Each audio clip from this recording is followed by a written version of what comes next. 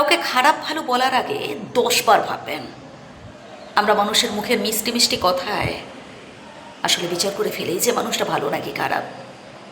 আমরা বাইরের রূপ দেখে, বাইরের পোশাক আশাক দেখেই বুঝিনি যে মনে হয় ছেলেটি ভালো কিংবা খারাপ।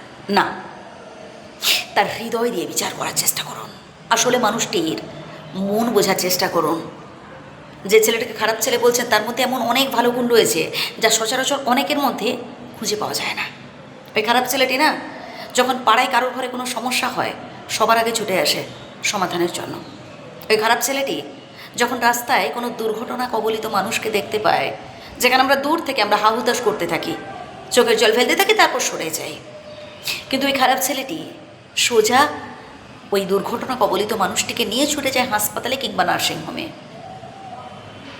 যখন ওই খারাপ ছেলেটি তার বন্ধুবান্ধবদের নিয়ে দামি রেস্টুরেন্টে ওঠে খাবারের জন্য, তার সর্বপ্রথম মনে পড়ে বাড়ির কথা, বৃদ্ধ বাবা মায়ের কথা। সে ফোন করে জানতে চায়, বাবা খেয়েছো, মা খেয়েছো। আমরা অনেকেই বাড়ি থেকে বেরোলে বাড়ির কথা ভুলেই যাই। কি ভুল বলছি কিছু, আমি সবার কথা বলছি না, কিন্তু অনেকেই। কাউকে খারাপ ভালো বলার আগে না 10 বার ভাববেন। কোনো ছেলে কিংবা কোনো মেয়েকে খারাপ ভালো বলতে নেই যতক্ষণ না আসলে আপনি নিজের চোখে দেখছেন, নিজের কানে শুনছেন, নিজের অভিজ্ঞতা দিয়ে বিচার করছেন। ভাই লোকে তো বলবে, লোকের কথা কি আসে যায়, সবাই বলছে তাই আমিও বলবো না। আমি নিজের বিচার বুদ্ধি দিয়ে বিবেচনা করব। আমি জানতে চাইবো, আমি দেখবো তার যে তার মনুষ্যত্ব বোধ আছে কিনা। আমি দেখতে চাইবো যে আসলে সে মুখে মিষ্টি মিষ্টি কথা বলছে, তার হৃদয় বলে কোনো জিনিস আছে কিনা। আমি অনেক মানুষকে দেখেছি, তার সামনে হয়তো কেউ হাত পেতে দাঁড়িয়েছে, বাবু 2টো টাকা দেবে, মানে এমনভাবে তার দিকে তাকায় যেন মনে হয় হয়তো ওই ভিক্ষুকটি ভিক্ষা চেয়ে মনে হয় ভুল করে ফেলেছে, সে চলে যায়। আমি অনেক মানুষকে দেখেছি বাড়িতে যখন সাহায্যের জন্য আসে না, দুম করে দরজা বন্ধ করে দেয়। আমি নিজের 2টো চোখ দিয়েই দেখেছি।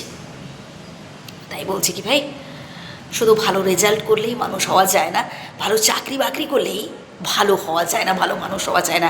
যতক্ষণ না তার মধ্যে মনুষ্যত্ব বোধ গড়ে উঠছে, যতক্ষণ না তার মধ্যে মানবিকতা বোধ থাকছে, বুঝলেন।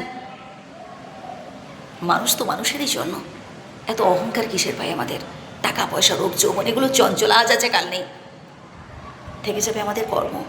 প্রতিদিন তো কত মানুষ জন্মায়, কত মানুষ মারা যায়, আমরা কি সবাইকে মনে রাখি? না, আমরা মনে রাখি তাদের যারা সত্যি আমাদের জন্য কিছু করে গেছেন। তাদের জন্মদিন কিংবা মৃত্যুদিন আমরা পালন করি, কারণ তারা হৃদয়ে এতটা স্থান দখল করে রেখেছেন। ঠিক আমাদেরও এমন চেষ্টা করতে হবে যেন মৃত্যুর পরেও আমরা অমর হয়ে থাকি।